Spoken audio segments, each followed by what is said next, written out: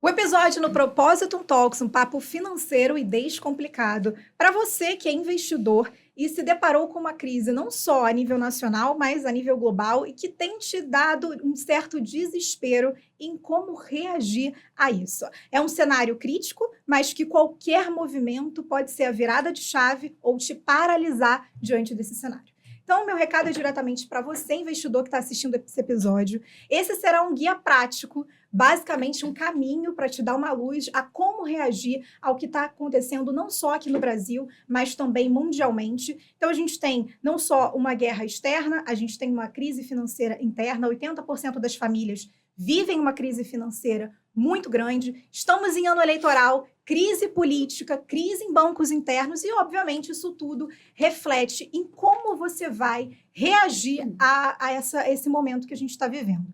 Mas para a gente começar esse episódio, eu acho que o interessante é quem são as pessoas que vão te ajudar nesse caminho. E para isso, trouxemos dois especialistas. Ela, que é fundadora da Propósito Wealth, né? E começou esse projeto do Propósito Talks justamente para ser um papo financeiro descomplicado, de ajuda direta a esse perfil do investidor, ou até mesmo aquele perfil que quer começar a investir e já nesse primeiro momento, na minha hora, dá tudo errado, né? Exatamente. Já começa a ver um cenário muito crítico e não sabe o que fazer. Então, o que fazer quando tudo parece incerto, né? Esse é o tema que vai orientar um pouco o nosso papo hoje. Então, a gente tem Elaine Galvão, que é especialista no mercado financeiro, consultora financeira há muitos anos e que hoje ajuda as pessoas a enfrentarem muitos momentos de crise ou planejar caminhos e alternativas diante de um cenário como a gente vive hoje. Ao seu lado temos o Marcos Sanches, você que é economista, consultor financeiro, tem uma empresa, né, que se chama Empresa Gerar Riqueza,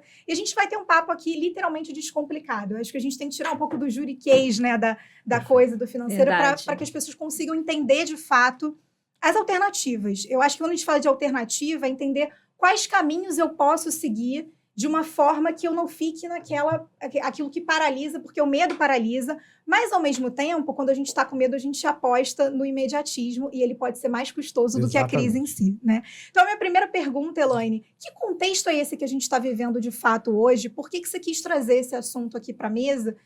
Porque acredito que depois de todo esse cenário que a gente está vivenciando, muitas foram as dúvidas que chegaram para você no seu escritório e na sua caixa de mensagens, né? Com certeza, Luana. Quero agradecer aqui essa oportunidade, né, de estar aqui participando, já agradecer ao meu convidado Marcos de ter aceitado aí o convite, né, e como você falou, acho que a ideia hoje aqui é a gente fazer esse bate-papo mais fluido, descomplicando, sem muito jargão de mercado financeiro, né, isso daí já está um pouco ultrapassado.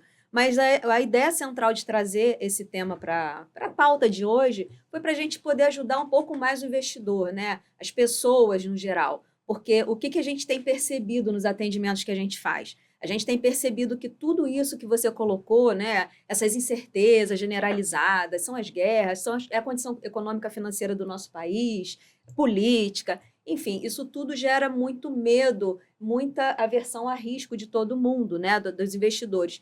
E muitos chegam até nós, de fato, assim, muito temerosos, sem saber o que fazer, né? E a ideia foi de como a gente coletou tanto dessas informações ao longo dos últimos meses, principalmente, eu quis trazer aqui como uma forma da gente poder hoje comentar um pouquinho, desmistificar muita coisa, né? Dar uma orientação. Eu digo que o nosso papel como consultor financeiro hoje é ser um guia, é fazer ali um mapa, né, para que as pessoas consigam trilhar mais facilmente aí essa seara financeira que é desafiadora, não é tão simples assim. É verdade. Perfeito. Marcos, muito do que a Elaine falou agora são das dúvidas, né? Então, quando a gente pensa em criar um episódio, pode ser um guia prático, e não é receita de bolo também, né? Mas é um caminho, e cada caminho esse sugerido, sugestionado por vocês, e que vai atender ali cada perfil do investidor. Perfeito. E aí, o que eu queria trazer para você, esse contexto inteiro que a gente até começou a falar aqui no episódio, que a gente não está vivendo só uma crise interna, mas uma crise global. E o que isso tem impactado diretamente a vida do investidor hoje, seja ele o investidor que está há muito tempo nesse mercado ou aquele investidor que ele está começando, é um principiante na questão do investimento? Ótimo. Também queria agradecer a oportunidade, o convite da minha amiga Elaine, e é um prazer estar aqui com vocês. Bom, quando a gente pensa primeiro no investidor iniciante, ele ouve essas notícias e ele fica meio sem saber o que fazer, né? Ele vai mais para esse lado do medo, como você comentou, que gera aquela paralisia. Só para que você tenha uma ideia, semana retrasada eu recebi uma mensagem de uma pessoa que me acompanha lá no Instagram, que falou assim: Marcos, tenho 600 mil reais parado na conta corrente. O dinheiro está parado na conta corrente. Não está nem na poupança, que é o pior investimento, se eu posso dizer dessa forma, né? Porque ele falou assim: eu não sei o que fazer e estou com medo. Esse pequeno exemplo que eu estou te dando é de uma pessoa que não investe e está com um dinheiro considerável parado por não saber o que fazer. Porque essa quantidade enorme de informações, né, gera dúvidas, sem saber para onde ir, né? Então, o investidor iniciante, ele fica desorientado, né, e gera uma paralisia. Agora, o investidor iniciante que já investe, quando ele vê essas informações todas, ele vai para o desespero. E é o que você comentou no início, ele toma decisões que são amargas. Ele saca todo o dinheiro, se ele tem uma ação, um investimento numa ação, que a ação está desvalorizando, ele não se importa se está perdendo dinheiro ou não, ele saca com medo de perder tudo, por falta de informação. É ação imediata ali, É uma né, ação pra tentar imediatista, né, da luta ou fuga, né, que o medo gera esse comportamento no ser humano, né? E, na verdade, muitas vezes, em algum momento nós vamos falar sobre isso, na hora que as ações, falando de ações especificamente, na hora que as ações estão caindo, aí que é a hora da gente comprar, aí que é a hora de investir. Ou seja, o que era para ser observado como uma oportunidade é observado como um risco para o investidor iniciante. Já o investidor que, vamos dizer assim, já é avançado ou já tem uma certa experiência, a gente vê dois comportamentos, tá?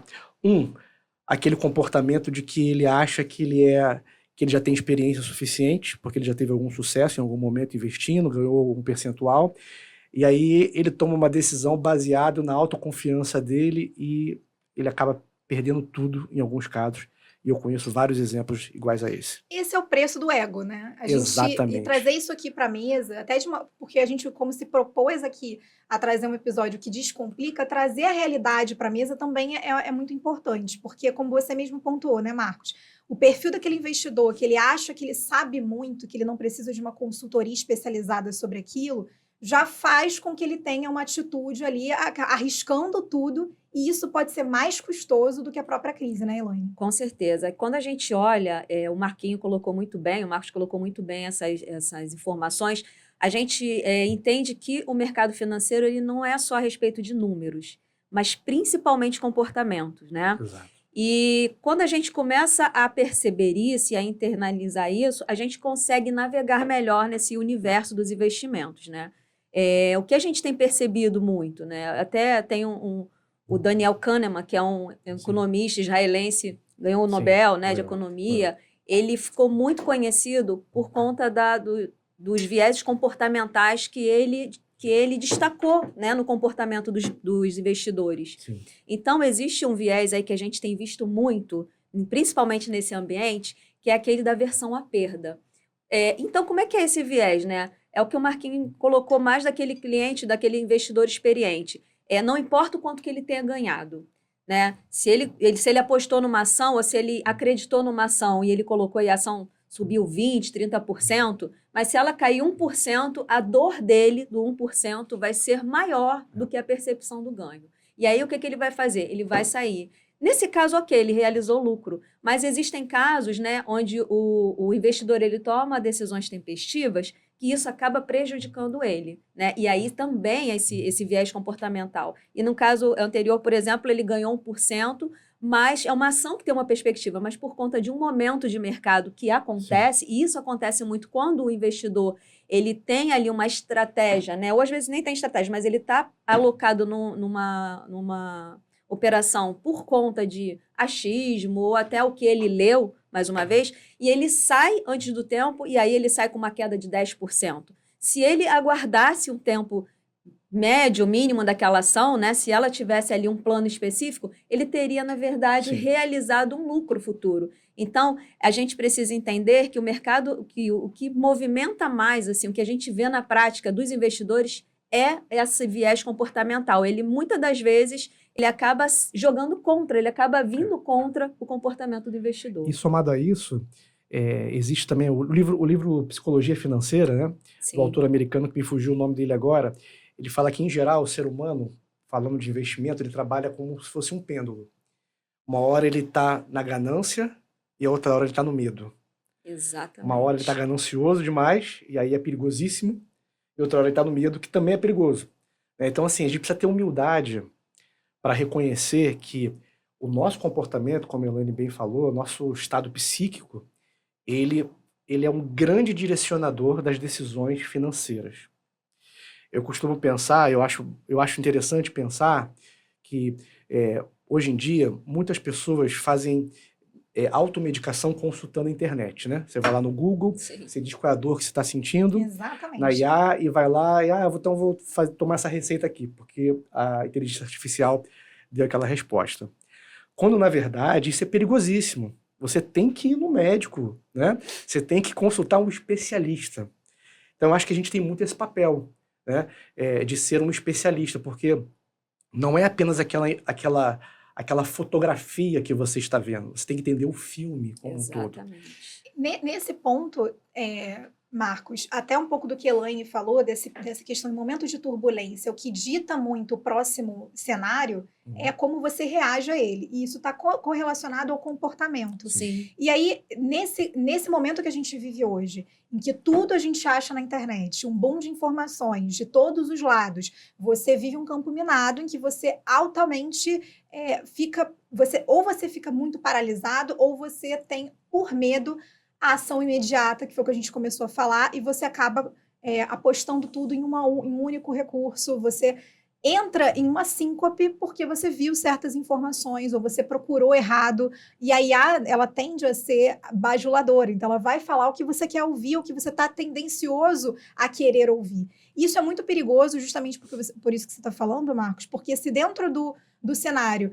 financeiro, principalmente de investimento, as coisas elas fluem como um pêndulo. Sim. Se você fica muito para um lado, isso também pesa na balança e pode pesar muito, principalmente em momentos de turbulência. Com certeza. Apenas só acrescentando exatamente esse ponto que você falou, que é assim, ó, falando da IA, do Google, da busca de informação, de uma série de informações que estão à disposição, né? A gente precisa pensar, e eu e a Elaine conversávamos essa semana sobre isso também, que na verdade é o seguinte, os sites de notícia no mercado financeiro, os principais perfis de educação financeira, os principais canais do YouTube de educação financeira, as principais mídias, vamos por assim dizer, do mercado financeiro, elas pertencem às instituições financeiras do Brasil. Então, os grandes bancos, as grandes corretoras são proprietários majoritários ou participantes do maior canal de educação financeira do Brasil, por exemplo. Então, quando você ouve ali uma informação, ou uma orientação, ou uma sugestão, uma recomendação de investimento, você precisa saber que por trás daquela recomendação, muito provavelmente, existe ali o interesse da instituição que está por trás. E veja, não estou dizendo de algo que seja ilegal. Sim. Isso é lícito. Isso não é um crime. Se eu fosse o dono, se fôssemos sócios da maior corretora de investimento do Brasil, faríamos a mesma coisa. Né? É estratégia. Estratégia de negócio. Mas o investidor que está lendo, que está ouvindo, tem que se perguntar a quem interessa essa informação. Né? Será que essa informação ou essa recomendação de investimento ela está sendo isenta? Ela vem a partir de profissionais, por exemplo, a Elaine e eu, que não temos essa, vamos dizer assim, esse carimbo, esse sobrenome por trás, né? Sim. Essa esse meta para bater, por trás, né? Ou vem de alguém que tem um interesse. Né? Mais uma vez, não estou criminalizando isso, estou alertando o investidor a entender quais são as fontes de informação que ele está buscando. Isso é muito importante que o Marcos falou, assim, tem o que a gente recebe nessa era da informação, né? A gente recebe muitos WhatsApps, reportagem. Eu falo que essa infobesidade, ela acaba muitas das vezes mais atrapalhando do que ajudando. Porque as pessoas começam a beber de fontes que elas não... Primeiro que tem essa questão do conflito, né, que o Marcos bem colocou, mas também tem a questão de será que a fonte é fidedigna? Será que aquilo ali não é só um sensacionalismo para eu atrair likes? Então, a gente também vive muito nessa era, né, dos influencers, e nada contra os influencers, mas será que aquela pessoa ela é certificada? Ela consegue te dar uma orientação? É a mesma coisa de eu, por exemplo, eu gosto muito de fazer analogia com médico, né? Muitas das vezes, eu acho que de médico e louco todo mundo tem um pouco, né? Exatamente. Mas assim, às vezes a gente sente ali uma dor e a gente vai no Google, vai no chat GPT, que está muito em voga, vai na internet e joga lá o que é bom para uma dor de cabeça. E aí você se medica. E aí, às vezes, a coisa fica mais séria. E aí você vai se medicando, só que aquela medicação que pode ter sido um paliativo e ter resolvido pontualmente a sua dor, né? Ela pode, ao mesmo tempo que ela resolveu, ela pode causar um dano muito ruim, talvez até reversível. Então, não existe atalho. Eu sempre falo para os clientes que nós atendemos, né? Com muita responsabilidade, não existe atalho. E, de fato, assim, o que eu vejo hoje, que um ponto positivo foi a democratização das finanças. Sim. Isso é um ponto super positivo, mas, ao mesmo tempo, a gente tem que tomar cuidado com a proporção que isso está tomando. Porque as pessoas elas estão se automedicando no mundo financeiro e a gente vê que um detalhe em finanças faz a diferença. Verdade. Uma alocação que você faça errada num produto que não é aderente àquele teu perfil vai te causar um transtorno por anos, talvez difícil de recuperar. E isso a gente tem visto muito. Então, o único alerta assim, que eu gosto de sempre trazer informação é sempre muito bom, né? Entretanto, é preciso você ter um filtro. E aí sim entra a figura do profissional. É importantíssimo você ter um profissional que caminhe ao seu lado e de preferência isento. Isso. Ou seja, que ele trabalhe nos seus interesses e não nos interesses de um banco, de uma corretora, né? Mas ele defenda ali os seus interesses, porque você vai saber exatamente que ele está ali te guiando rumo à sua melhor jornada financeira. Nessa questão de educação financeira, tem até que a gente falou um pouco do ego, de você se sentir investidor há muito tempo, entender que você tem uma expertise, mesmo que mínima, isso não te faz ser um especialista. Exatamente. E aí acaba que a gente também vem de um movimento em que quando você faz muito uma coisa, as pessoas acreditam que você já é automaticamente um especialista e te chancela dessa maneira. E aí você acaba consumindo algo fantasmagórico, vamos dizer. Sim. Verdade. E isso é tendencioso a te levar justamente para apostar em iniciativas que você acredita que é super certo, só que isso vai ter uma consequência muito pior do que o momento de turbulência que você acredita que esteja passando. Então, eu acho que, Marcos, você podia trazer um pouco agora, né, que você até tinha comentado antes, dessas dúvidas que vêm... por mais que você acredite estar no caminho da certeza, vem mais dúvida na era da informação, que ainda é da desinformação, do que, de fato, uma certeza. Então, a verdade é que todo mundo está se sentindo muito solitário e a solidão te faz ter uma busca desenfreada por informação, só que nem sempre essa informação é correta e por mais que você tenha a informação que você acha que seja correta, isso não te faz ser um especialista naquilo. Perfeito. Há uma semana atrás, se não me falha a memória, eu participei de um evento com alguns empresários. Eu vou contar aqui uma rápida experiência, porque ela se traduz no que eu percebo já há muitos anos. No final do encontro, da reunião, o empresário falou assim: Marcos, me dá uma dica aí, se você fosse investir hoje, aonde você ia investir? Porque o que as pessoas querem, na verdade, não é educação financeira. As pessoas querem saber os 6 números da Mega Sena.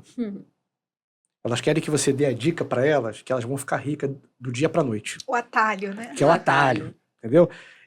Que custa muito caro esse atalho. Isso muitas custa das caríssimo. vezes. A pessoa pode cair em golpe, pirâmide financeira, que é uma coisa que, infelizmente, acontece no Brasil inteiro, do norte ao sul do país. Né? E cada vez, assim, cada dia surge uma nova pirâmide e tem sempre pessoas entrando em pirâmide. Sim. E aí eu virei para esse empresário e falei assim: olha, me desculpe, mas a sua pergunta está errada. Porque o investimento que serve para mim não necessariamente serve para você. Então, as pessoas gostam muito, por dinheiro ser uma coisa associado à confiança, assim como você precisa, por exemplo, de um psicólogo, um psiquiatra, né? Você pede uma indicação para alguém, geralmente você também recorre a alguém da sua confiança para pedir informação de finanças. E não necessariamente aquilo que o seu amigo faz com finanças é o mais apropriado. Ou talvez o que ele faz para ele não seja apropriado para você. E o que deu certo para O que deu certo para vai dar um. certo Não, e pra eu tenho você. outra coisa: a janela de oportunidade. Por exemplo, no meio do ano passado, em julho, eu fechei a 10ª turma de mentoria sobre como investir na bolsa. E ali eu ensino como você investir na bolsa de maneira estratégica, não especulativa. O que é especulativa? Não é para você, não é uma aposta. Você investe com consciência, com fundamentos, né? E assim, eu não vou falar percentuais aqui para não dar a impressão de que o meu método faz a pessoa enriquecer. Não é isso. Mas o resultado foi expressivo, de julho até dezembro do ano passado. Por quê?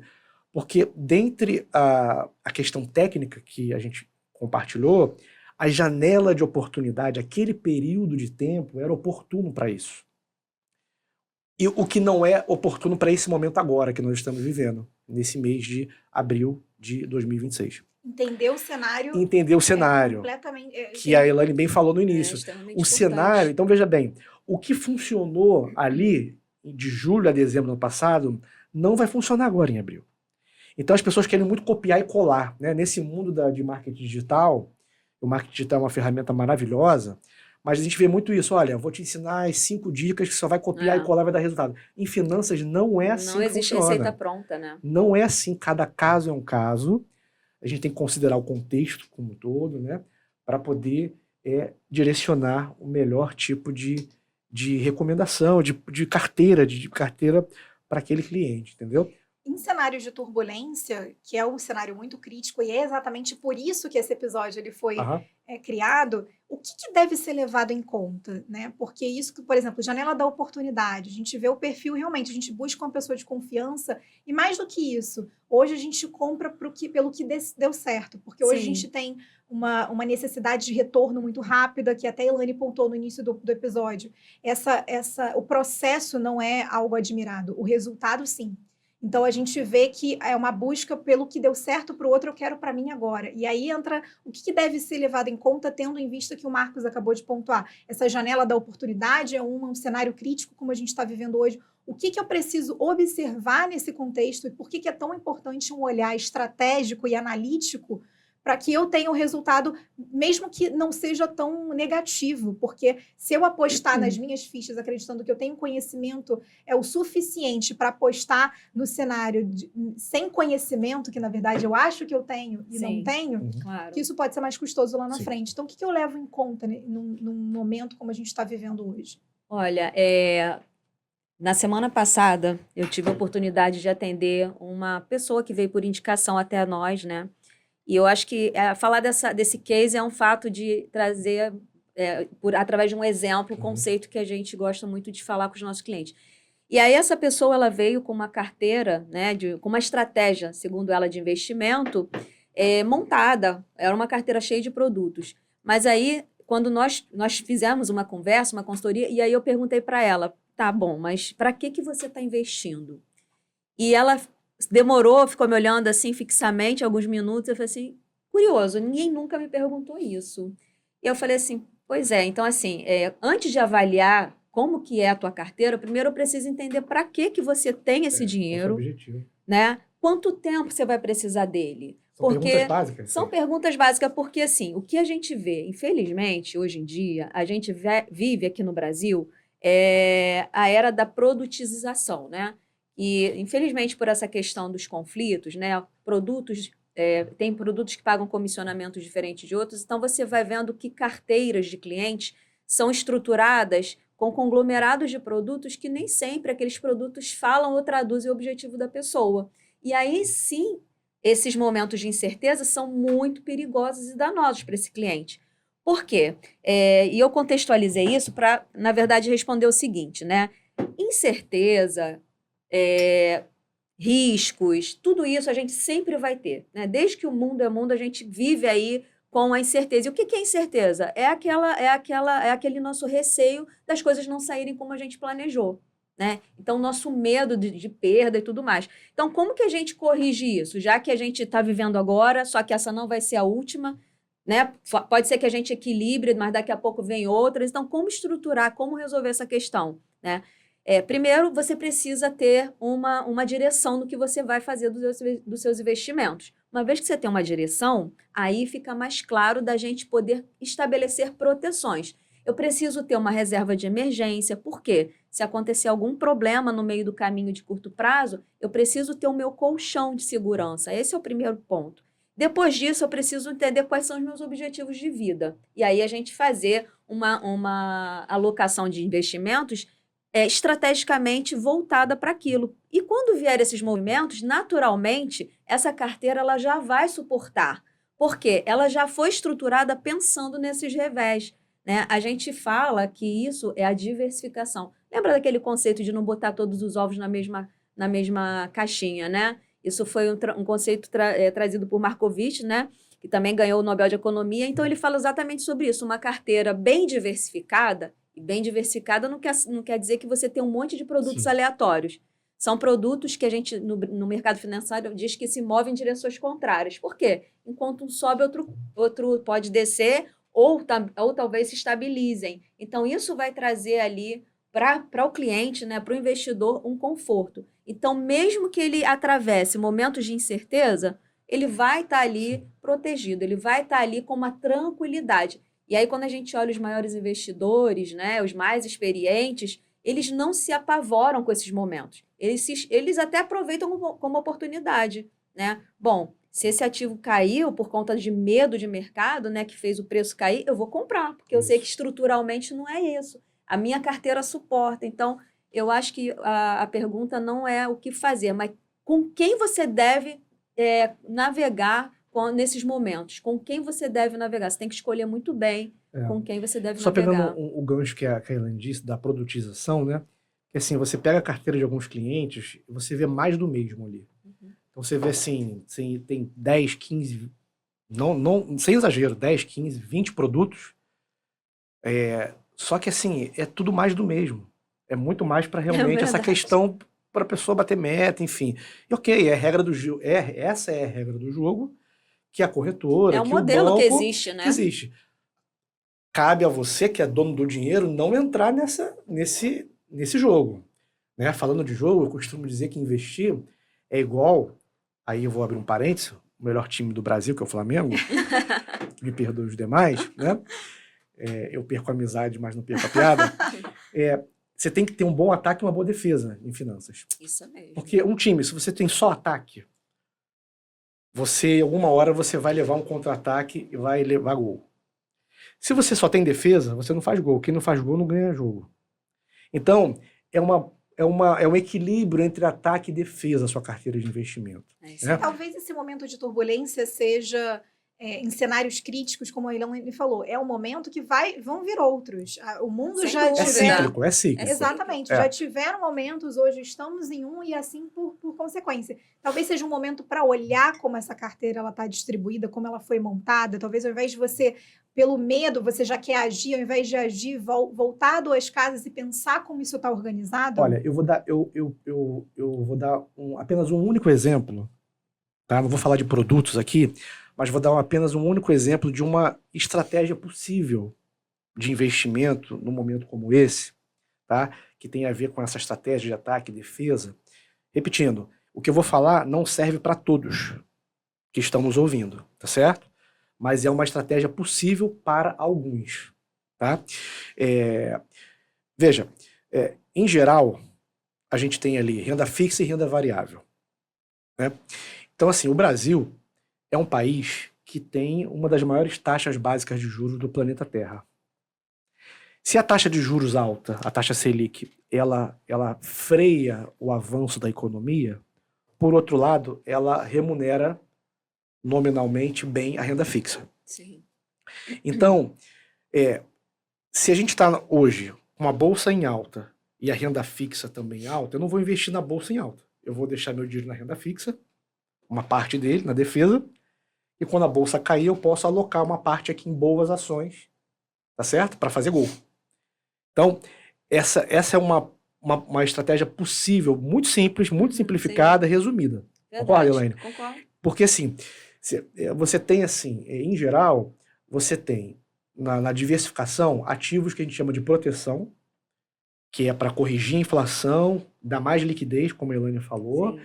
né? E não está sujeito a muita variação e a muitas crises, tá? Em geral, é alguma coisa de renda fixa que a gente está falando aqui, tá? Você tem ativos de crescimento, que em geral é bolsa de valores, renda variável, mas não é qualquer ação, não é qualquer bolsa, não estou falando de Bitcoin, não estou falando de criptomoedas, tá certo? E você tem ativos também que geram renda mensal. Então, proteção, crescimento e renda. Nesses ativos de geração de renda, nem todo mundo precisa, mas alguns precisam, você tem tantos investimentos, alguns investimentos tradicionais no mercado financeiro, como uma classe de investimento que a gente chama de investimentos alternativos. Sim. Que estão disponíveis, mas você também precisa ter esse olhar de quem está te indicando, para ver a questão da isenção. Porque existem alguns investimentos alternativos que se escondem, que acabam sendo ciladas, mas se escondem por trás desse nome. Porém, existem de fato investimentos alternativos que geram uma boa rentabilidade e que são... E uma proteção. E proteção também. Porque ele vai estar ali ele vai estar descorrelacionado, que a gente chama, né? Ele não vai ter nenhuma relação com o mercado. Isso. Então, independente do mercado subir ou descer, você pode ter uma fatia do teu patrimônio ali, né? Nesse tipo de investimento protegido desse cenário. Por exemplo, agora, Exatamente. o Marcos colocou muito bem, assim, esse tipo de estratégia, ele acaba sendo um coringa nesses ambientes de incerteza. Isso. Porque quando o cliente abre lá o celular dele, né, e abre a conta na corretora ou no banco dele, ele vai olhar ali no vermelho muitos dos ativos nesse momento. Até a renda fixa, que esse nome, ele acaba induzindo a erro, porque a renda fixa, por mais que ele tenha esse nome, não é fixa. Ele pode cair. Existem as bem conservadoras, a pós-fixada, mas nem todas são assim. Então, se você tiver na tua carteira esse tipo de estratégia, né, é muito interessante. Uma outra também que eu gostaria de estar colocando é a internacional. Né? Perfeito. Se você... vamos lá, né? A gente vive num mundo extremamente globalizado hoje, né? Então, o risco de não ter nenhuma fatia do teu patrimônio em moeda forte, em dólar, é muito alto. Né? Então, quando você opta por colocar um pedaço do teu patrimônio exposto em moeda forte, você acaba trazendo alguns benefícios. Você traz essa descorrelação do mercado brasileiro. Então, por exemplo, a gente vai passar por eleições, né? Se você tiver uma exposição lá fora em moeda forte, você acaba protegendo esse pedaço do teu patrimônio. Uma outra coisa é a questão de legislação. Você acaba saindo um pouco da esfera da legislação brasileira e você fica ali com pedaço do patrimônio. Eu não gosto de falar de blindagem, mas eu gosto de falar de proteção mesmo. Né? E outra coisa, você acessa estruturas que a gente não tem no Brasil. Por exemplo, aqui no Brasil nós não somos muito fortes em tecnologia. Então, quando você pega e faz uma estratégia internacional focada em tecnologia, você tende a acessar mercados que aqui no Brasil você diretamente não consegue. É uma forma... E também ter um patrimônio em moeda forte, dólar, né? Porque, afinal de contas, a gente consome dólar todo dia, né? A gente só não se atenta a isso. Não sabe, mas consome. Mas quando a gente vai lá e compra um produto, ele tem ali alguma carga de dólar. Quando a gente consome um Netflix, quando a gente compra uma marca importada... Bota gasolina no carro. Bota gasolina. Então, quando a gente não se protege, a gente assume mais risco de forma até inconsciente. Então, muita gente desconhece, né, que acha que investir em dólar é risco. Ao contrário, você não ter um patrimônio em dólar, um pedaço do patrimônio em dólar, em euro, enfim. Eu falo dólar porque é a moeda mais comum, né, que a gente tem aí, que o mercado conhece ela como mais comum. Mas, assim, quando a gente não tem isso, aí sim você está muito sujeito a risco. Nós temos um parceiro, um amigo, que ele faz a seguinte analogia. Ele fala assim, olha, eu vou te dar uma mochila com 1 milhão com dinheiro. Vou te apresentar 2 mochilas que eu vou te entregar daqui a 10 anos. Essa é boa. Numa mochila vai estar $1 milhão e na outra vai estar R$1 milhão. Eu vou te dar daqui a 10 anos.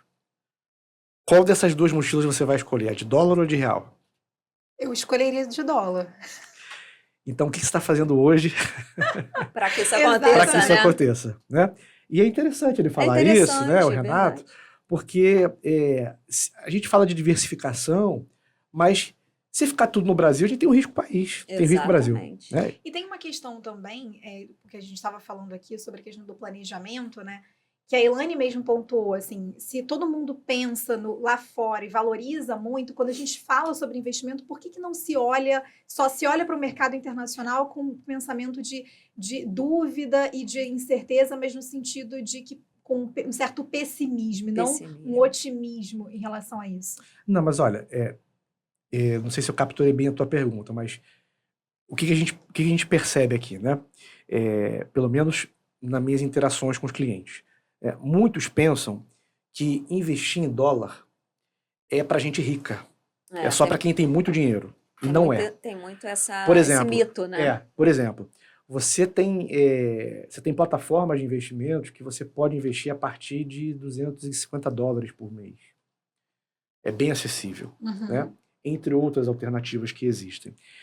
Então, assim, eu acho que o que mais preocupa as pessoas é o medo da distância, sabe? Porque, assim, a pessoa já não entende muito bem como funcionam as finanças no Brasil, né? Só para você ter uma ideia, a gente estava conversando. Aqui no Brasil, aproximadamente 3% da população investe em ações, em bolsa de valores. Nos Estados Unidos, 56% da população investe em ações.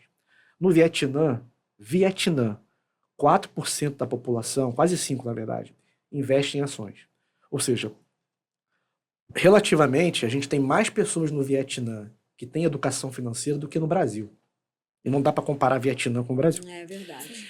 Então, a falta de educação financeira, a falta de conhecimento, até mesmo uma certa, entre aspas, uma criminalização do dinheiro que culturalmente, né, a gente conversava isso no café, né, acabou vindo de... Essa questão comportamental, ela sempre vai estar presente em algum momento. Sabe? Então, assim, isso Independente do cenário. Independente do cenário, do que seja. Pois é, mas veja, o cenário, ele deve navegar aqui em cima, e essa questão do comportamento, do conhecimento, da orientação isenta, ela tem que ser a base, a estrutura. Se você tiver uma orientação isenta, se você tiver um comportamento adequado, você vai tirar proveito do cenário. Sabe aquela história que enquanto uns choram, outros vendem lenço? Um dos maiores investidores da Bolsa de Valores, Luiz Barsi Filho, ele fala que ele dorme e acorda torcendo para a Bolsa cair. Porque a Bolsa caindo é a oportunidade de comprar. E as pessoas, quando cai a Bolsa, choram, tem medo, vou perder dinheiro verdade. E tal. Eu conheço uma pessoa que perdeu R$350 mil na Bolsa porque saiu numa queda. É muito comum isso, mas a falta de conhecimento mesmo paralisa a gente, né?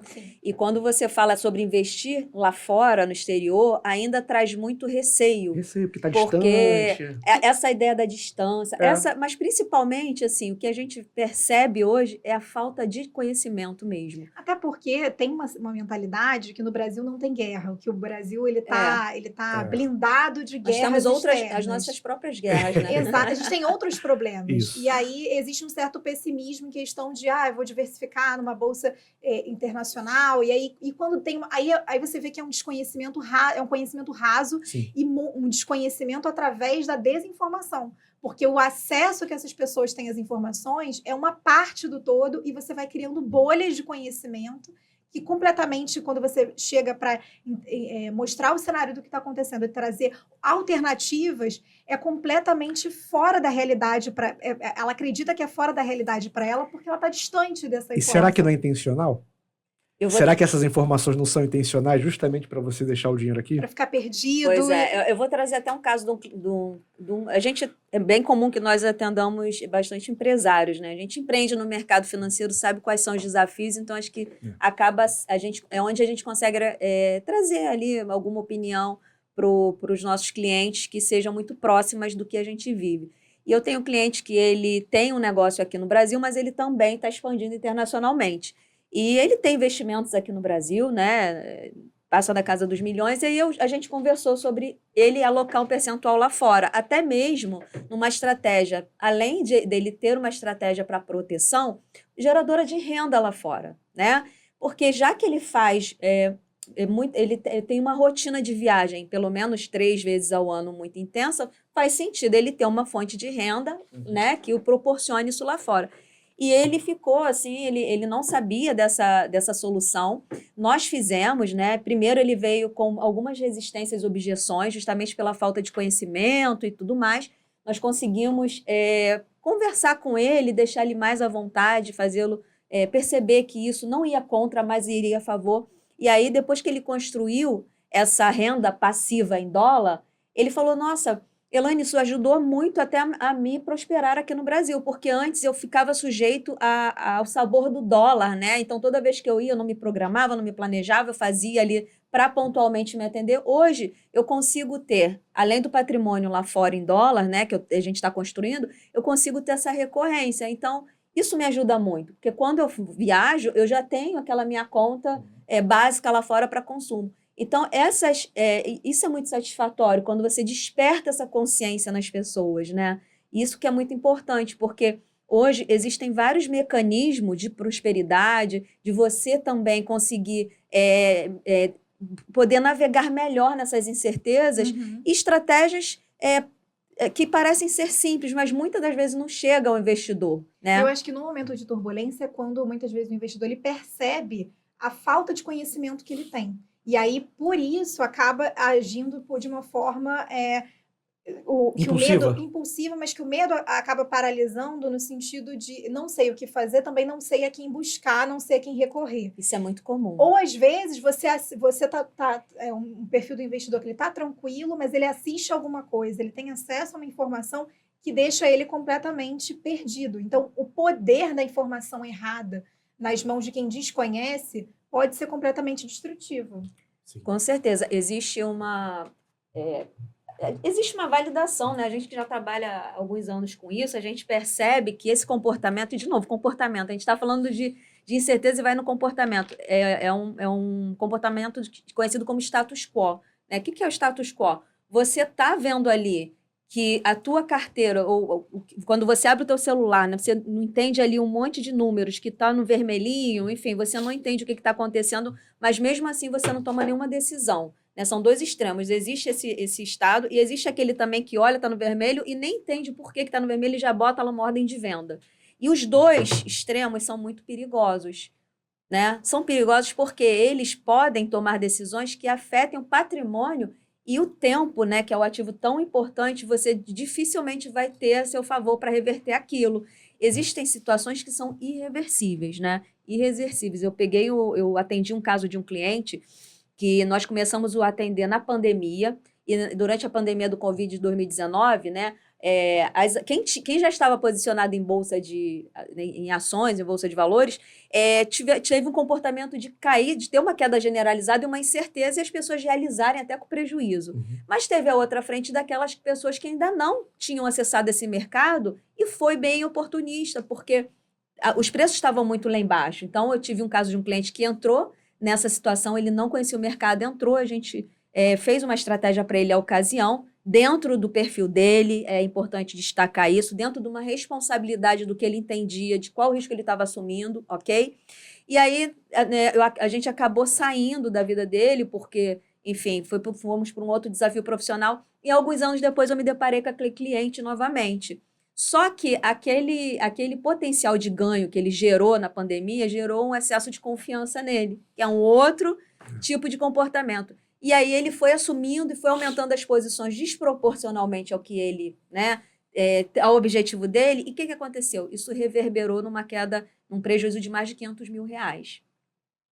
Então, ele ficou extremamente agora avesso a isso, e aí nós tivemos que reeducar esse cliente e fazer um trabalho de recuperação. Então, o que eu sempre falo, de novo, assim, né, a gente vai esbarrar mais uma coisa, para que a gente investe? Esse é o primeiro ponto. Segundo ponto, tenha um profissional de confiança que não seja orientado, de preferência que não seja orientado por comissionamentos. Que ele vai ali estar segurando na tua mão e ele vai estar vai haver um alinhamento de interesse de quando você ganha, ele também ganha. E tem uma outra coisa também, Elaine, que eu já tive alguns exemplos parecidos com isso que você falou, que eu percebo que é o seguinte: quando o investidor ele tem um certo sucesso, alcança um certo resultado, ele acha que agora ele pode fazer dinheiro no mercado financeiro. Então, ele meio que transforma o investimento como uma fonte de renda. E não dá para fazer isso. Você tem que ser especialista para isso, tem que ter formação, tem que estudar muito. Verdade. Não dá para fazer isso baseado numa experiência de sucesso. E um caso isolado. E um de caso muitas isolado, vezes, exatamente, entendeu? Então, eu já vi muita gente perder dinheiro por isso. Sim. Tem muito a ver com o caso desse teu Tem. cliente. Porque, assim, E é mais comum do que a gente imagina isso. então, assim, olha, é importante dizer, o mercado financeiro não vai te enriquecer. Você tem que trabalhar, Sim. ganhar dinheiro e botar esse dinheiro para investir e botar esse dinheiro para trabalhar para você. Mas não significa que a sua fonte de renda hoje, no presente, pode ser, e você vai investir ao longo do tempo, você ganha juros compostos, você vai ganhar na renda variável, você vai atingir seu objetivo traçado pelo profissional, e lá na frente você vai construir o seu colchão, né, de patrimônio que vai pagar a sua aposentadoria, ou comprar sua casa, ou patrocinar o seu objetivo definido lá no início, como a Elaine falou. Porém, não faça do mercado financeiro a fonte de renda para pagar suas contas mensais, para que você não acabe assumindo riscos desnecessários, né? E desproporcionais. E desproporcionais, né? E você, é igual você querer pilotar um avião sem saber pilotar avião. Sabe, andar eu sei pilotar asa delta, mas porque eu sei pilotar asa delta, eu vou saber pilotar um avião? É completamente diferente. Mas isso vem muito dessa falsa concepção de que se eu estudo minimamente sobre um assunto, eu me torno especialista automaticamente sobre ele. Não é. E aí acaba que a gente vê hoje um movimento, inclusive, que é uma pergunta que eu acho que a gente tem que fazer aqui para esse investidor que está assistindo a gente, que é se ele tem um plano que responde ao mercado quando cai 20%, ou quem decide por ele nessas horas. E aí a gente falou muito sobre comportamento, que é decisivo, janela de oportunidades, né? O cenário, estudar o cenário, se você não tem um conhecimento, admitir e procurar uma consultoria que te ajude, que seja isenta de qualquer outro tipo de comissionamento que envolva uma empresa maior por trás. Então, eu acho que, às vezes, a gente acaba consumindo tanto conteúdo que leva a gente a acreditar que o nosso caminho, a nossa... eu acho que a galinha de ovos de ouro é uma só e é uma alternativa única, quando, na verdade, não. Então, em questão do momento de turbulência que a gente está vivendo hoje, quais são os 3 principais erros que vocês veem e que, inclusive, chegou para vocês esses erros como um padrão, assim, que a gente pode dizer que é um denominador comum nesse perfil do investidor em cenários de crise como a gente está vivendo hoje? Vamos Vamos dois. Cada um falar. Não, vamos lá, vou dar um exemplo, tá? Porque, assim, vou falar do pêndulo da ganância. Por que acontece? Em cenários de crise, a gente também tem os aproveitadores. Sim. Né? Você vai receber um e-mail, você vai ser afetado no Instagram ou no YouTube por a oportunidade do século. E existem empresas do mercado financeiro que vendem relatório de investimento, que fazem essas chamadas, tá? 10 anos em 6 meses, né? Você sabe o que eu tô falando, Sim, né? promessa milagrosa. Fazem promessas milagrosas, sabe? E, enfim, para mim isso não deveria acontecer, mas acontece. Só que, por exemplo, eu vou dar um caso concreto, né, de uma pessoa próxima a mim. Me disse assim, Marcos, esse cenário de crise, de guerra, Irã, Estados Unidos, eu vi um vídeo que falava que o Bitcoin ia chegar nos $200 mil agora, porque guerra, o dólar desvalorizando, então o que vai valorizar é o Bitcoin. Eu já botei um dinheirinho lá, vou colocar mais. O que você acha? Eu falei assim, eu acho que você vai perder tudo. Então, veja, eu vou explicar o porquê que eu falei isso. Mas, olha, o cenário de crise, pêndulo da ganância. Bom, crise é oportunidade. Esse cara falou que isso faz um pouco de sentido o que ele falou, né? Porque, poxa, se o Bitcoin é uma moeda, entre aspas, alternativa ao sistema financeiro tradicional, num cenário de guerra, se você vai raso nas informações, tende a acreditar que faça sentido isso. Só que é justamente o oposto, na verdade. Porque, cada vez mais, o movimento do Bitcoin está diretamente associado ao mercado financeiro tradicional. Grandes fundos de investimento têm alocação lá. Então, o Bitcoin é mais um ativo de renda variável. Entendeu? Então, na hora que houver fuga para proteção, cai tudo. Cai bolsa, cai Bitcoin também. Então, não existe uma correlação direta. Então, assim, veja, momento de crise, essa pessoa querendo ganância. Sem conhecimento, Sem né? conhecimento, muito raso. Querer pegar a oportunidade de ficar rica do dia para a noite. É um fragmento de Aí, informação sem contexto estratégico. Que Aí eu vou te leva dar ao um leite. outro exemplo do outro lado do pêndulo, do medo. A gente teve aí uma empresa que, posso falar porque está na mídia e tal, o Banco Master quebrou, e na sequência uma empresa chamada Fictor, né? Quebrou também. Então, eu tenho conheço uma pessoa que tinha um dinheiro lá na Fictor e também tinha dinheiro em corretora. A pessoa me ligou e falou assim, Marcos, eu vou tirar todo o meu dinheiro da corretora, vou colocar na poupança do bancão X, PTO lá, né? Um bancão vermelho, e vou tirar uma parte do dinheiro e botar na minha casa. Olha só. É o medo, né? Botar dinheiro em casa. É o pânico generalizado, né? Entendeu? Então, a crise, para quem fica na informação rasa, não tem orientação, né, gera ou você vai acabar perdendo na ganância e você também perde no medo.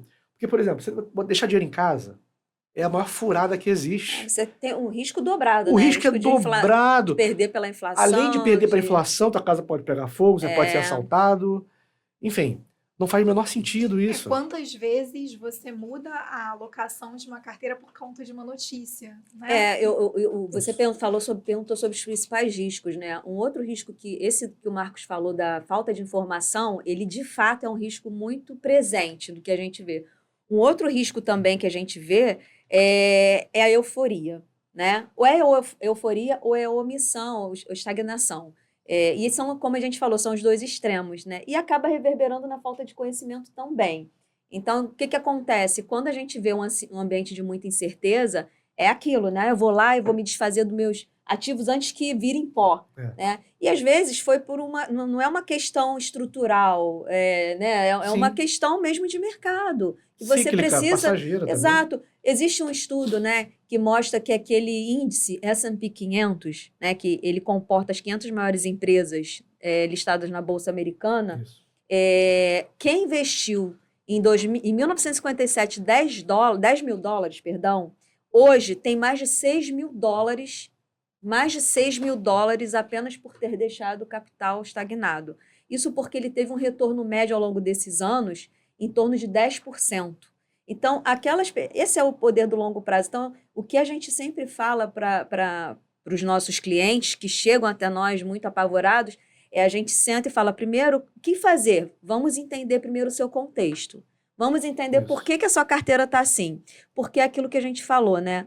O segundo erro é essa da euforia. E também, se você não tiver ali uma estratégia clara, né, para onde está indo o teu dinheiro, porque o Marcos bem colocou isso até de uma forma muito feliz. Ele falou assim, olha, quando a gente faz ali o investimento, né, a gente precisa, não é com o intuito de enriquecer, é com o intuito de você preservar o que você já conquistou até agora e você entender que você tem aquela reserva. E também, assim, você dar direções para aquele teu dinheiro. Porque o fato de você começar a ganhar dinheiro, né, e deixar tudo ou numa operação de renda fixa de um banco, concentrado por medo, e normalmente o medo vem pela falta de conhecimento, e deixar estagnado, você não vai destinar um propósito. E aí sim, quando vem esses momentos de crise, você vai ser pego ali de surpresa. Então, uma das coisas que a gente faz vamos entender, para que você tá, por que a tua carteira está assim? E quando a gente estrutura uma carteira, normalmente, né, muita coisa já vem precificado, né, Marquinhos? Sim. Quando os jornais mostram ali as notícias, o mercado já se antecipou muito a isso. Sim. Quando a gente fala que os juros vão cair, já está no preço do mercado. E o investidor, sem saber, por falta de conhecimento, toma decisões com medo naquela informação, mas algo que já está dentro do preço. Então, por isso a importância de você ter ali um profissional que tenha esse olhar mais técnico e traduza isso de forma simples no que você precisa do teu dia a dia. E cada vez mais um profissional especialista tem se tornado uma exigência e uma procura. Não é luxo, exatamente. Eu acho que hoje é mais uma necessidade. A gente vive complexidade de leis, a gente vive uma globalização muito grande e rápida, né? A gente está difícil acompanhar. Até a gente que é do mercado, a gente não para de estudar, verdade, o tempo a gente não para de se informar. Imagina, eu fico pensando, imagina quem toma decisões nessa velocidade que a gente está vivendo, nessa era da informação, de uma forma especulativa. Agora você vê, eu recebi até o convite da Ambima. A Ambima é a Associação do Mercado Financeiro, e eles têm um relatório muito interessante chamado Raio-X do Investidor. Muito bom. Vai ser divulgado agora dia 23, e eu acompanho todas as edições, né? É um trabalho de pesquisa de campo, com amostragem no Brasil inteiro. É um trabalho muito rico, em que você realmente tira um raio-x do comportamento, do perfil do investidor, né? Algumas coisas mudaram de alguns anos para cá, nesse comportamento. Porém, duas coisas ainda são muito fixas. Eu ainda não vi a última, que vai ser apresentada dia 23, né? Mas até a do ano passado, a gente via na série histórica que duas coisas se mantinham fixas, tá? Uma, quando o assunto é investimento, o investidor ele quer, ao mesmo tempo, proteção e alta rentabilidade. Ou seja, ele quer risco zero e quer ganho máximo. Ele quer o cenário perfeito. Ele quer o cenário perfeito, né? Então, a primeira coisa que a gente tem que desmistificar... Não existe olha só, isso. o cenário perfeito não existe. Tá certo? Esse é o primeiro ponto. Tudo na vida tem risco.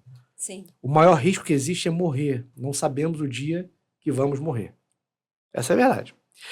Segundo aspecto que não muda, praticamente não muda na série histórica, é o percentual de alocação em poupança versus qualquer outro tipo de investimento. Porque o brasileiro entende que a poupança é segura. Que se ele deixar o dinheiro na poupança, ele está seguro e também ele não precisa buscar informação. Ou seja, a falta de iniciativa de buscar educação financeira, de buscar um profissional... ignorância é o lugar seguro, né? Exatamente isso. Exatamente. Né? Então, veja, só que a poupança não tem a segurança que as pessoas pensam que tem. Ou seja, não protege. Ou seja, olha como é que é contraditório. Né? Eles querem proteção e alta rentabilidade. Não entrega nenhum nem outro. A poupança não entrega nenhum nem outro. Exatamente isso. E pelo contrário, ela tem um risco até relativamente alto, que as pessoas não sabem. E, em termos de retorno, na maioria dos casos é abaixo da inflação. Não traz nem retorno. Então, assim, você ainda está empobrecendo ao longo do tempo em deixar dinheiro na poupança. Que existe um desconhecimento de acreditar que o dinheiro na poupança é melhor parado do que você perdendo. É verdade. E é um conceito errado, mas que muitas pessoas, inclusive de outras gerações, têm porque entendem, porque eu acho que veem um movimento muito volátil e muita mudança o tempo inteiro e não quer colocar e apostar. Mas é cultural também. Exato. Eu lembro que eu era criança, minha falecida avó me deu um cofrinho assim para colocar na poupança. Ela tinha aberto uma poupança chamada Poupança Delfim. Isso revela a idade, né, Elaine? Com certeza. Não existe mais poupança caderneta de poupança Delfim. Não existe mais, né? Que depois foi migrada para o Banco do Brasil.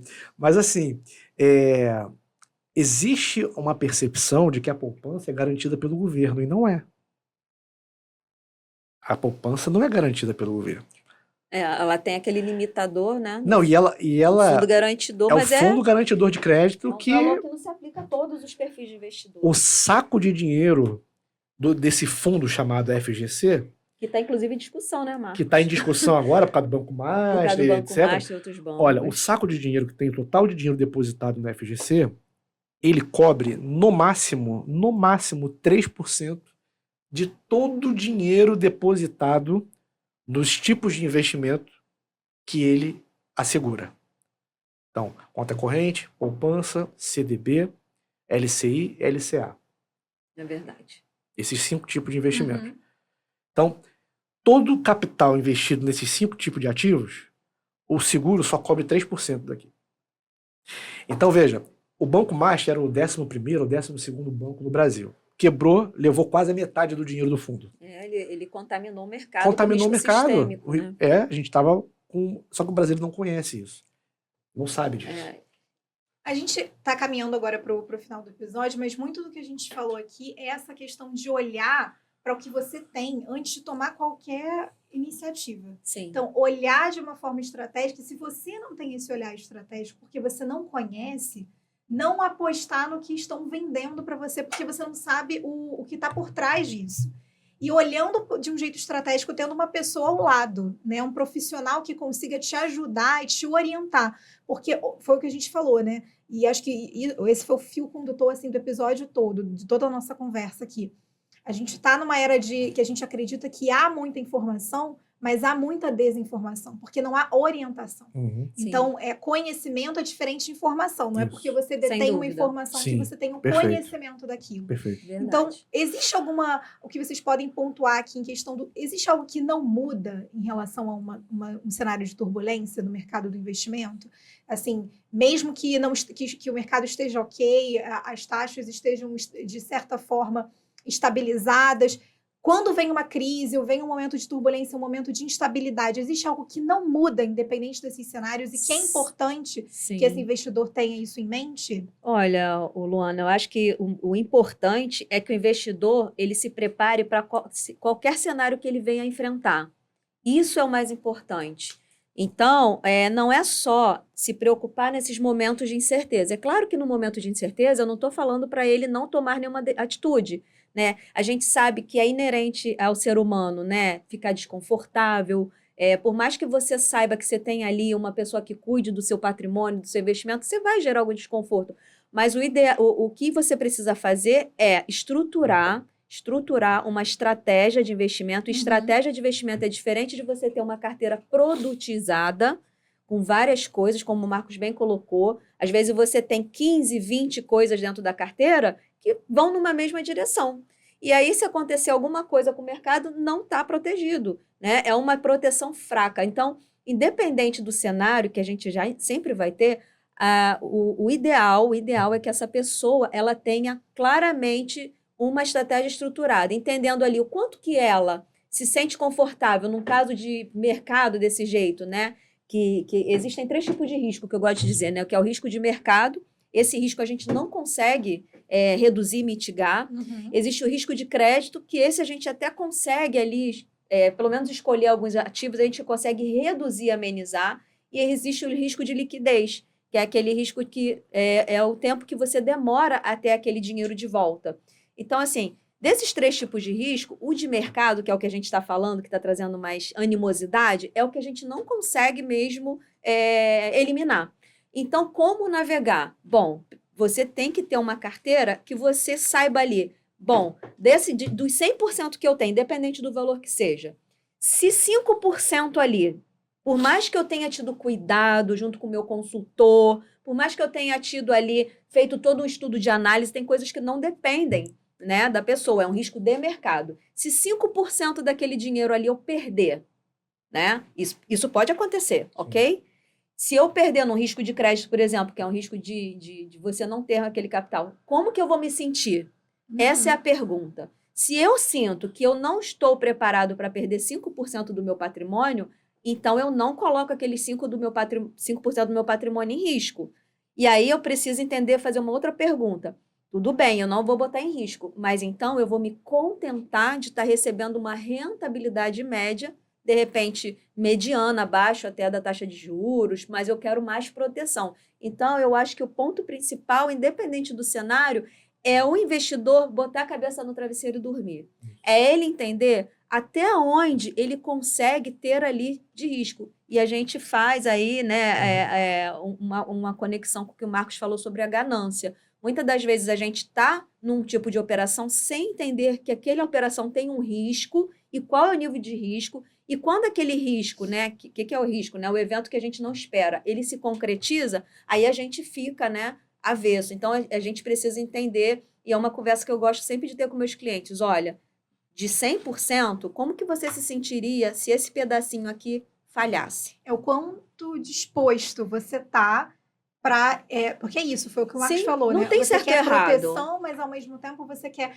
Da mesma forma que você quer proteger o seu patrimônio, você quer alta rentabilidade. E não é possível ter o cenário perfeito sempre. E uma coisa que os clientes perguntam, falam assim, se fosse o teu dinheiro, Elaine, eu recebo muito essa pergunta, fala assim, se fosse o meu dinheiro, eu ia tratar de outra forma, mas não é o meu dinheiro, é o seu dinheiro.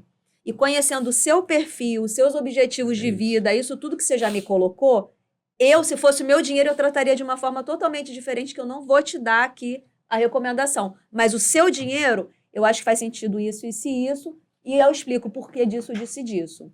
Você falou essa questão, né, dos clientes chegarem para você e falarem: Elaine, Marcos, o que vocês fariam? Aí a gente abre o Instagram, as redes sociais, é sempre: o que eu faria agora se eu tivesse... Exatamente. Exatamente. O que eu acho que você... Os 7 E a passos. pessoa isso. segue aquilo, né? Segue como se for... Mas Exatamente. aquela pessoa que está falando isso, talvez tenha um viés educativo, ok? Mas talvez ela tenha um viés de inclinação a uma monetização. E quando ela indica aquele produto... Pode ser que aquele produto para ela vai gerar alguma contrapartida. Mas para quem está investindo, será que para ele é bom? Exatamente. Olha, complementando o que a Elaine disse, em cima da tua pergunta, às vezes eu tenho um olhar assim meio acadêmico, né, assim, meio de professor, né? Eu já fui professor universitário também. E eu costumo dizer o seguinte: independente do cenário de crise ou céu de brigadeiro, vamos dizer assim, né?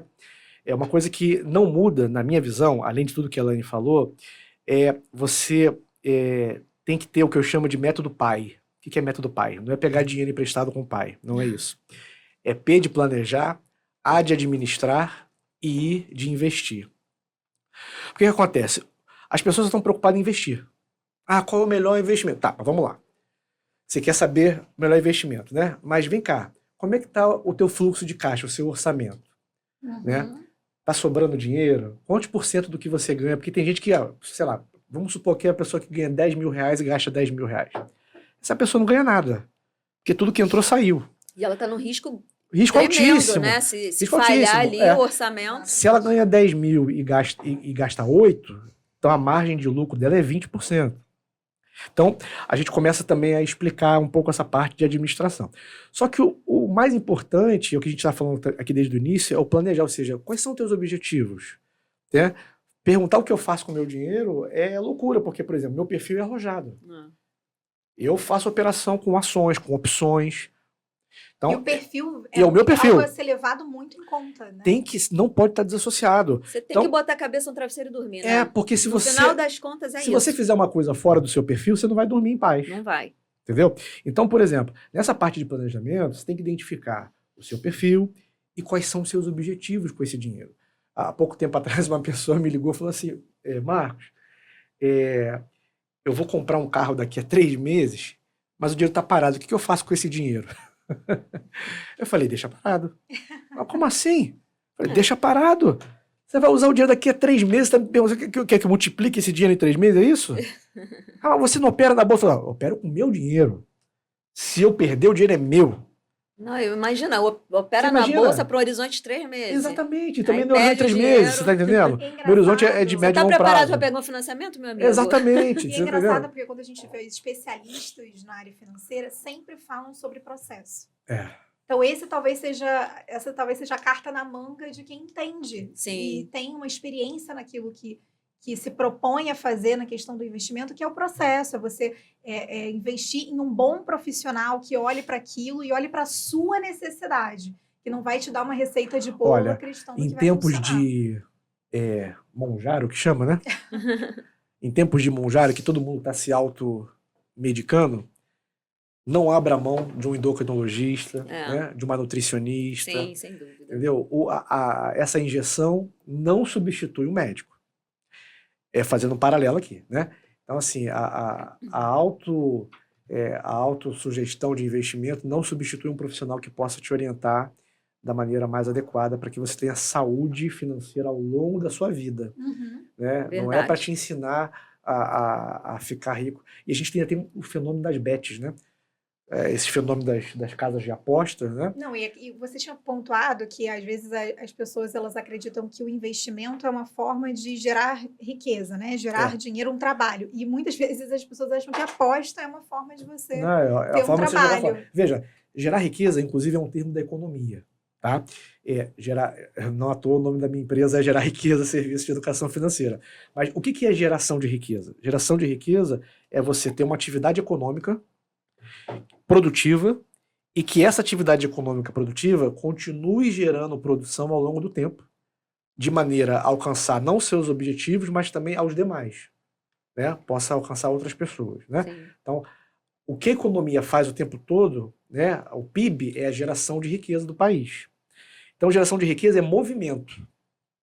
Quando a gente fala de que a pessoa não deve olhar para o mercado financeiro para fazer dele o seu, Sua aposta, a né? sua aposta para ganhar, exatamente a sua aposta, os seus 6 números da Mega Sena, é essa lado da ganância. Agora, quando você tem um planejamento montado pela Elaine, por exemplo, que vai te ajudar no médio e longo prazo a tomar as melhores decisões de alocação do seu capital, isso vai gerar riqueza para você ao longo do tempo, que vai satisfazer teus objetivos, entendeu? Quando a gente recrimina essa questão de gerar riqueza, é aquela aposta de querer Sim. ficar rico do dia para Perfeito. noite, entendeu? São os atalhos, De ter né? a dica de ouro, né? Os 7 passos para ficar milionário, né? Mas é o que atrai, né? Infelizmente é o que atrai. A gente tem esse Muita viés, né? gente tem sido levado a esse tipo de conteúdo, né? E são O que eu pessoas faria no seu esclarecidas, né? caso. O que a gente vê são pessoas esclarecidas, mas às vezes são pessoas que buscam atalhos e não existe atalho. Não existe almoço grátis nesse existe. mercado. E esses almoços que são oferecidos grátis, eles vão ser bastante caros, né? Eu não estou falando de dinheiro só, Sim. é tempo, né? Que você talvez tivesse ali como cumprir o teu objetivo em 20 anos, você vai levar mais 20 anos e se torna 40, ele dobra o prazo. Então, você tem que tomar muito cuidado mesmo ao receber certas orientações, né? E uma coisa importante complementar, Elaine, é assim, porque existe um pouco disso também, sabe? O papel do especialista, ele não é a pessoa que vai decidir por você. Sim. Porque, veja, você pode ir no médico, ele te dá a receita, e você vai decidir não comprar o remédio, vai decidir não seguir a dieta. O investidor, seja ele iniciante ou já avançado, ele não pode transferir para o especialista a responsabilidade da tomada de decisão. Porque o especialista, ele vai explicar, ele vai colocar diante de você as possibilidades que aquela carteira de investimento pode te oferecer ao longo do tempo, né, baseado na análise que ele fez. E você decide sim ou não. Vai botar na balança, né? E veja, a gente não controla o futuro. A gente não controla nem o presente, mas a gente toma decisões no presente olhando para o futuro. Mas se é interessante falar isso, né? Porque dinheiro é uma coisa altamente explosiva, né? Exatamente. Eu já vivenciei experiências de que, por exemplo, dentro da carteira de investimento, a Elaine com certeza já passou isso também, você tinha ali, a carteira como um todo cresceu 12%. Só que teve um produto específico que estava negativo. E aí o cliente reclama com você, por que está negativo isso aqui?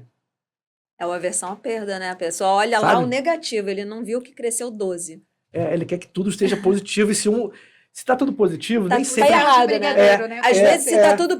Não, às vezes se tiver tudo positivo, é contra-intuitivo falar, mas você tem que desconfiar. Exatamente. Porque não vai ter a função ali do que a gente falou, né? Exatamente. E dentro do que a gente tinha falado sobre processo, a curto prazo pode parecer muito bom, mas dentro do objetivo desse investidor, a longo prazo pode não fazer com que ele alcance o objetivo dele, né? Sim, e afaste, distancie ele do que ele, normalmente do que ele busca.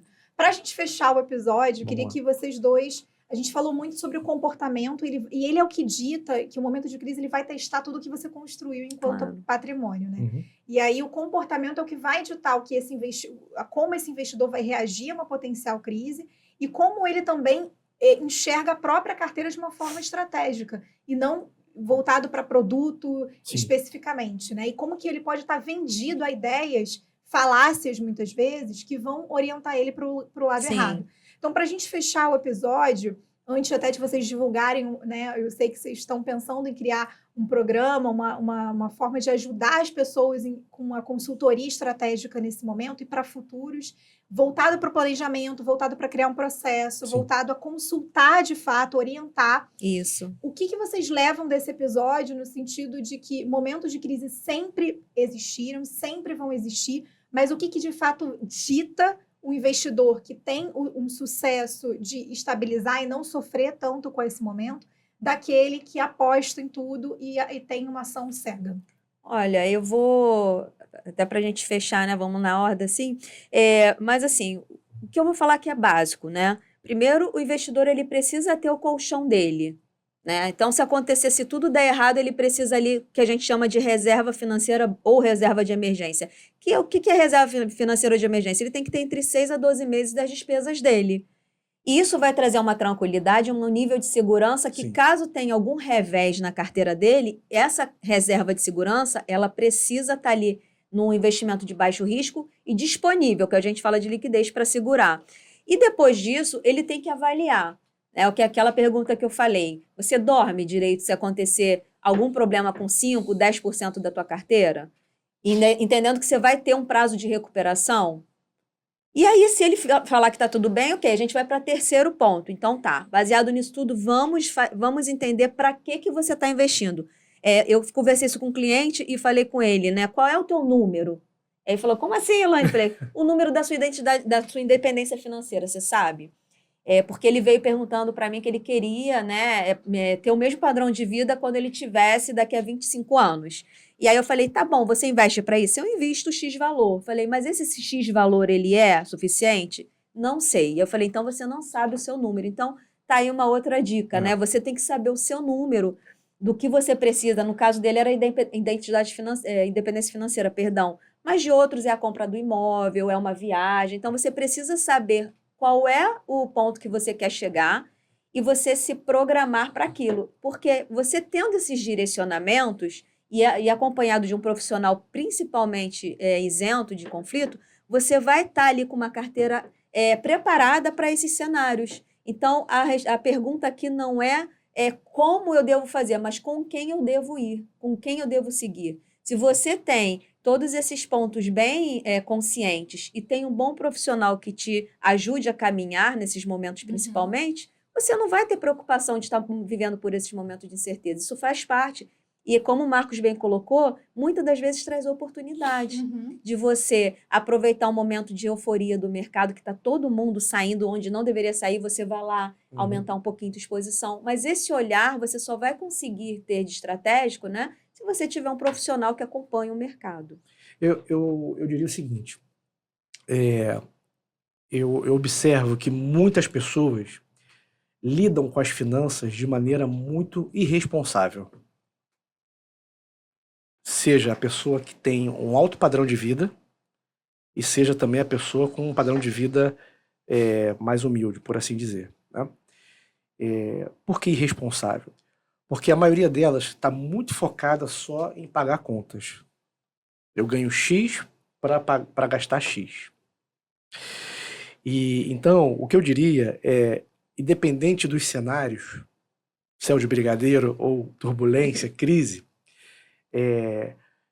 que cada pessoa pudesse olhar para as finanças com um olhar estratégico, né, e entender a relevância do dinheiro na sua vida.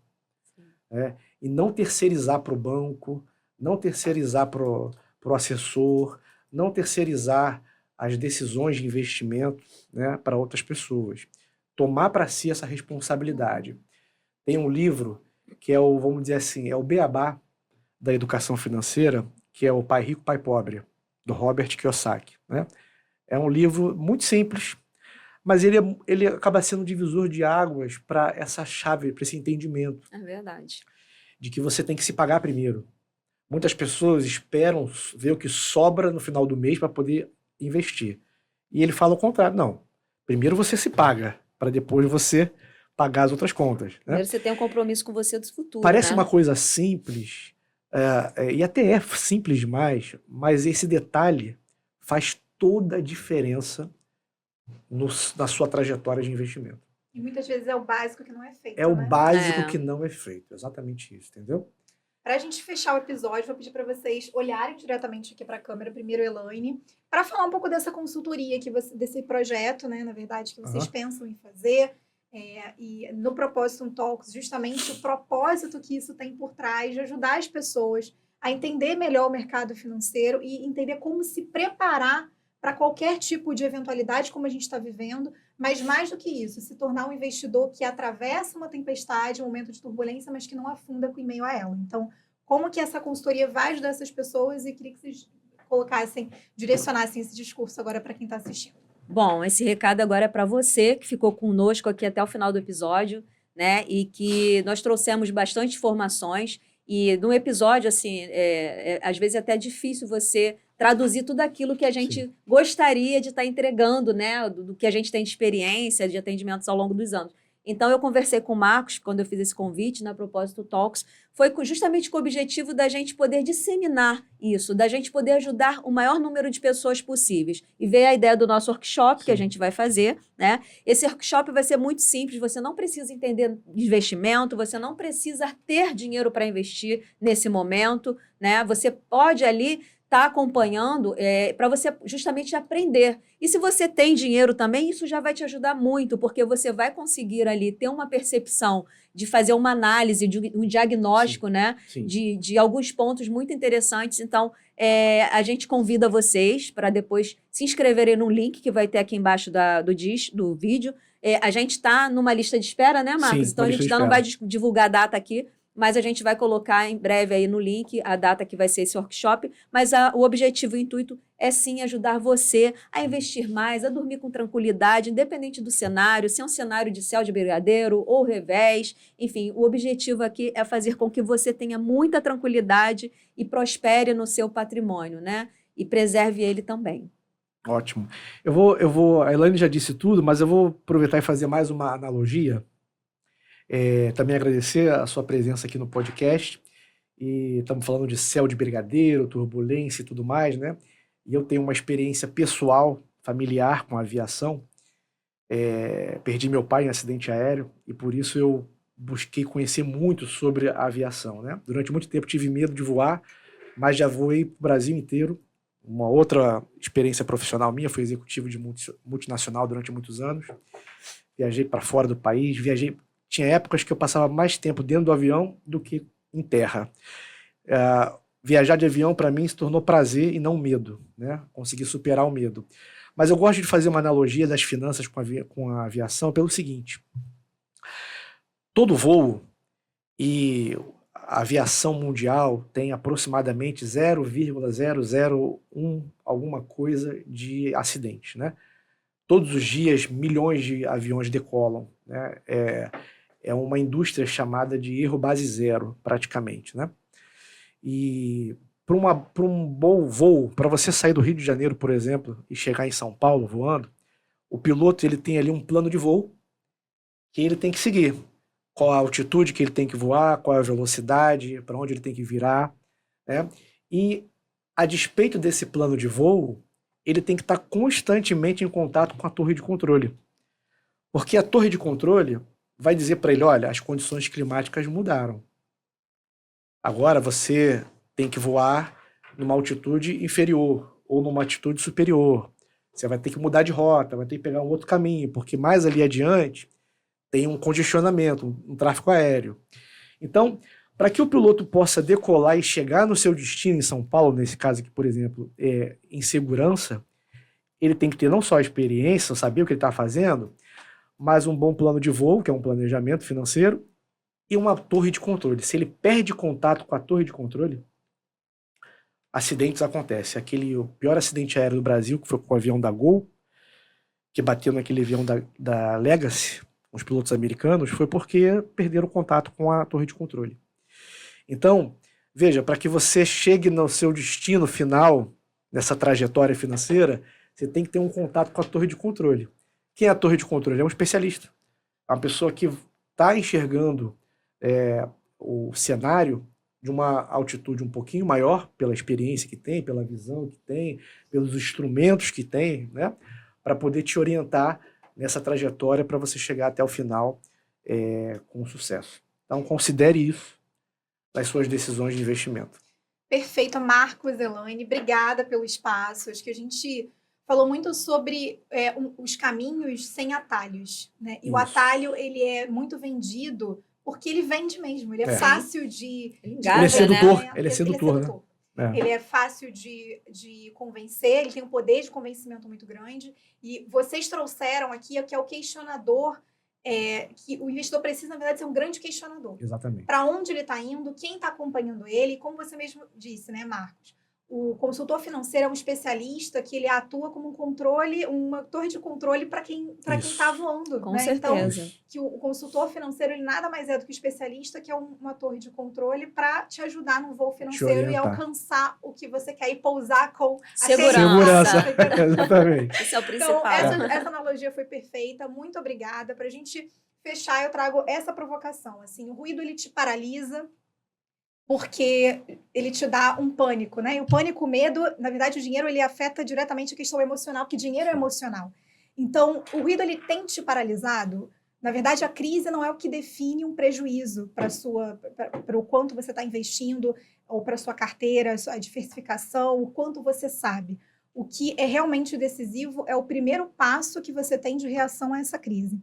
E o que diferencia investidores que têm experiência, que têm conhecimento, é quando eles investem em um parceiro, uma torre de controle para acompanhar esse voo financeiro, que é justamente um especialista. A gente vive numa era de informação muito grande, mas informação é muito diferente de conhecimento. Então, a provocação que eu deixo aqui, que foi o que norteou, foi o fio condutor aqui desse episódio, é o quanto você acredita que sabe e por que não dar a chance de ser acompanhado e orientado por alguém que realmente trabalha diariamente cuidando de patrimônio de tantos profissionais, de tantas pessoas, tantos empreendedores e empresários hoje. Então, eu acho que o questionamento final é justamente o que você faz diante de uma crise é o que define a sua reação a ela. Então, realmente não é a crise que vai definir o próximo passo, é justamente o seu próximo passo que define como essa crise vai te impactar. Perfeito. Então, muito obrigada. E esse foi o episódio da Propositum Talks, que já está colocando aí em atividade uma consultoria, um workshop que vai te ajudar a alcançar a segurança financeira que você tanto almeja. Muito obrigada. Obrigada e aguardamos vocês. Tchau, tchau.